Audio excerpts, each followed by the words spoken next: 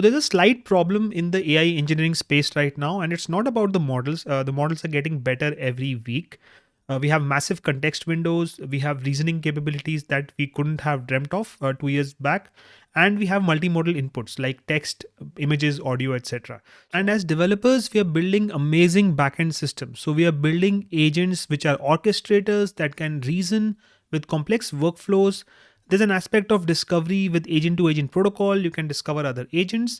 You can integrate that with MCP servers and get access to all the MCP tools. And so this intelligence and system design on the backend is off the charts.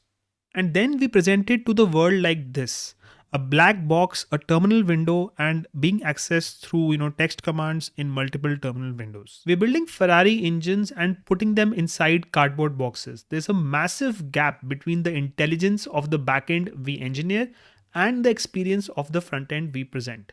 So today I'm going to show you how to close that gap. We are going to build a professional React-based, TypeScript-based, UI for your agents, and we're going to do that without writing a lot of code. So we are going to use vibe coding through Google AI Studio.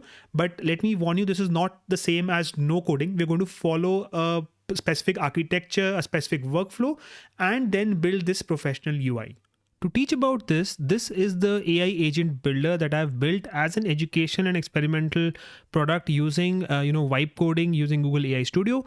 It's a full-featured React-based visual IDE for Google's agent development kit. You have a library of agents over here which you can drag like so, and you can then drag one more agent and then connect these together. It has an infinite canvas with panable zoomable views.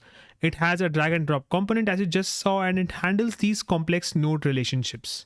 You can set the node properties, and crucially, it writes code for you. As I design visually, the system generates the production ready ADK config files using the agent config feature, and you can see these files mentioned over here.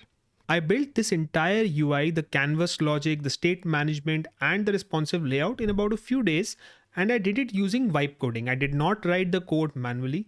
I did not do calculations to position this, etc. Just used pre-built libraries. I acted as the architect and I let the AI be the code writer and the actual builder. So in this video, I'm going to show you the workflow strategy, the architecture documents, and the Redux mindset that you need to build this, which is what I used. A lot of you might be wondering, okay, this agent builder looks good, but where's the code for this? All right. So the purpose of this video is not to actually just, hand over the code or give you the code for this, because your app might be different, right? It might not need an infinite canvas. It might need a different kind of chat interface. It might be an image editing app, a video editing app, or you might be, working with sound files and so on, right?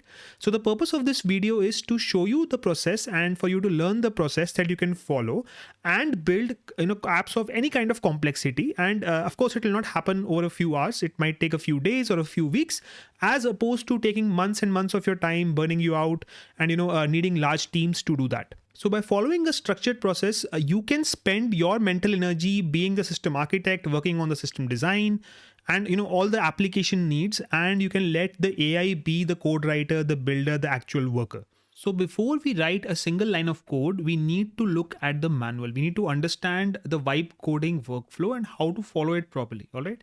So first go to the ailanguage.com and you can sign in using your Google account. And once you're in, this is actually available for our YouTube subscribers. So please subscribe to the channel before doing that. And once you're in, you can actually go to the docs section over here. And on the left side, navigate to Vibe Coding 101 and then go to the visual guide over here. All right. And I've tried to explain the process over here. Let's move to this particular diagram over here. This diagram explains why we are here. All right. So this is the traditional agile SDLC or software development lifecycle. You have a set of requirements. You generally get those and build those into some kind of sprints. And there's a team that works on coding and implementation for those sprints. And over here, the natural bottleneck is the manual syntax and typing that all the developers would do. You would need many developers for different aspects like front end, back end, ML coding, etc. And after that, you actually go ahead and then do some kind of testing. Once that testing is approved, you would deploy your application or the code part belonging to that sprint. And if there's a bug, you would refine it in a new sprint or then and there, and then update it and again deploy, right? So this is the traditional SDLC that people follow.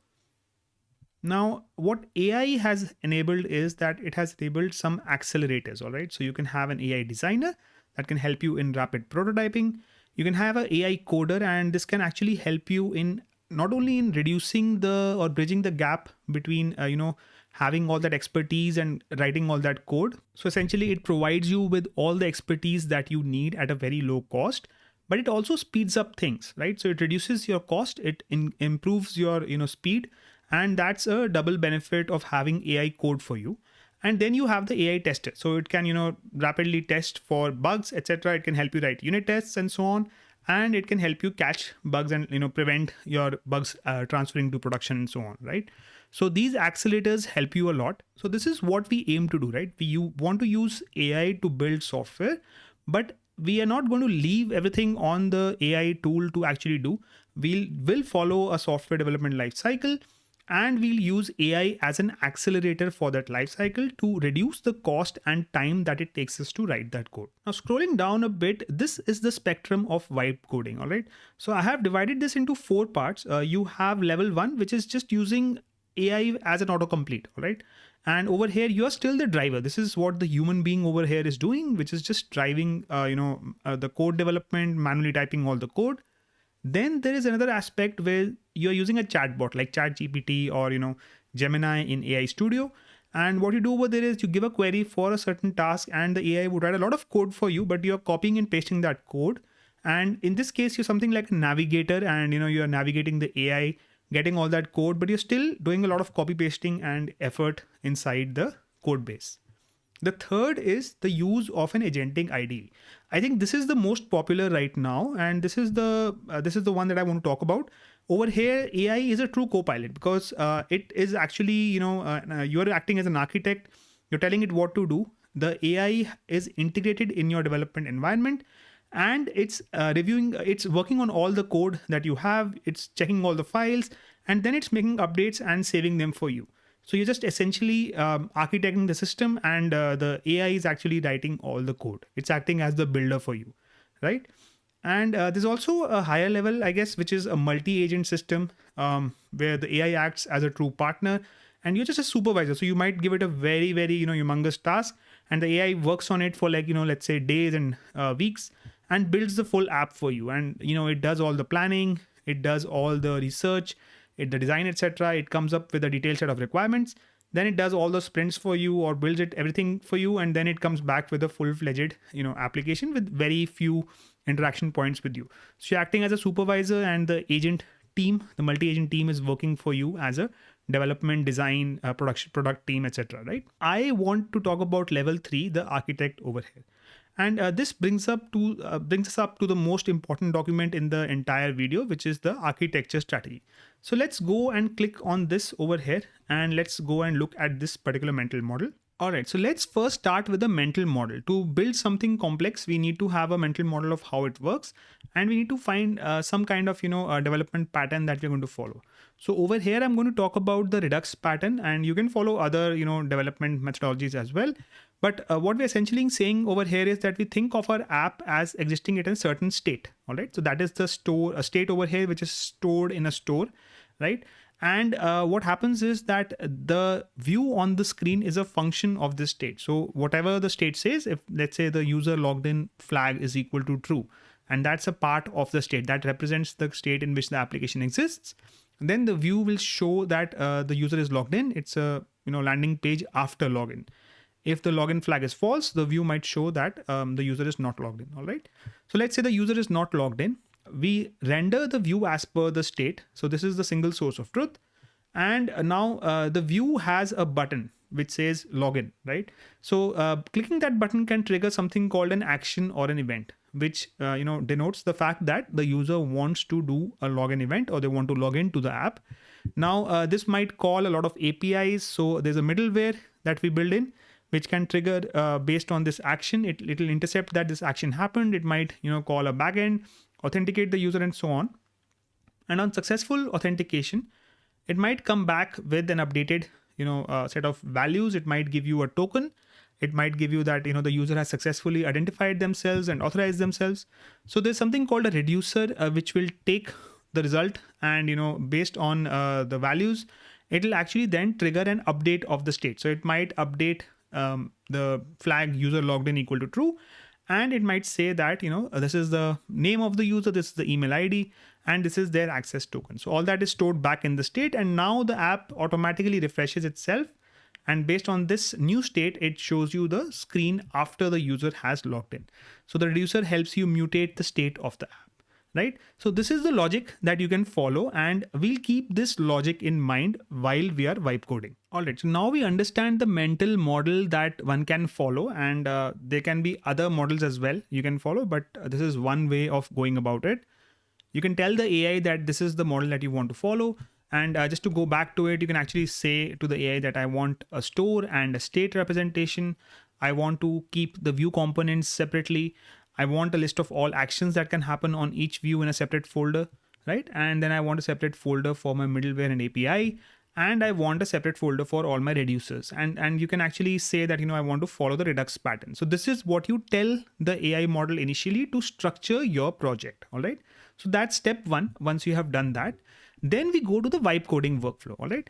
Now, what we'll do over here is that this is a set of 7 steps that I've made, and I'll just tell you the steps that you should follow. You have to work with the AI on each of these steps. All right. You might have some steps clear in your head, and you can actually then not have the AI work on it. But if you want, you can actually work on each of these steps one by one. So the first thing, I think step 0 is to understand the problem definition yourself, and you scope the problem to a certain box of with boundaries, right? So you say that, this is what I'll build an app around, and these are the set of features that the app might have. All right. Then you go through all these vibe coding steps.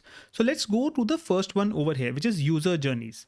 So what we'll do is we'll think of all the actions that a user can do and all the different journeys that they can take through our app.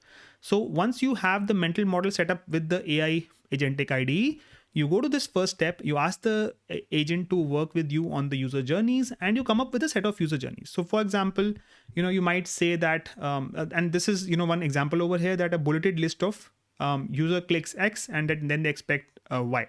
So the user might click on the land on the home page, see a login screen, click on the login button, log in to a logged in screen, or whatever is your landing page after login. So you'll understand specific user actions, entry points, and success states. All right. So for example, for the agent builder that I just showed you, let me go to this. So in my case, the user journey would be that somebody lands on my home page.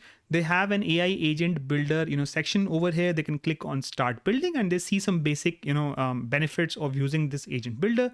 Once they click on start building, there's a dialog box for an experimental feature. And just to clarify, the prompt for this could be just simply talking about all the user journeys with the AI in the form of a conversation. And then you ask the agent to output this, which is a bulleted list of points, and save them in a config file or an internal document file, which you can then just keep accessible to the agent so that it understands these are the user journeys that we have discussed. The second step is to define state. So you ask the agent to create the app state. You define the shape of the data. So what are the different data points that you need to look at on the front end of your app? This can be a user object. If you have a chat, you can have a list of messages. You can have a list of chats, each having its own list of messages. You can have loading flags. Sometimes you're actually fetching data from the backend, so you want to show a loading screen or something like that. So all these things have to be thought about. And again, we're not going to go through what all these things could be. Just based on your user journeys, to achieve that user journey, what are the state variables that you need to have is what you then discuss with your agent.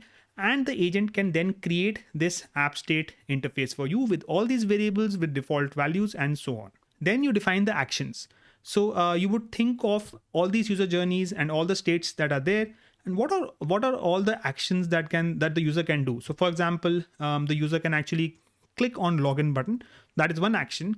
And then, once they have logged in successfully, it can be a login success action. If they have the login fails due to some reason, it can be a login fail action, and so on. Once you define the actions, you move over to, mapping it to views. So you connect the state to the UI components. And then you determine, okay, if the state is logged in, what do I show to the user? If the state is logged out, what do I show to the user? You describe all those views in detail.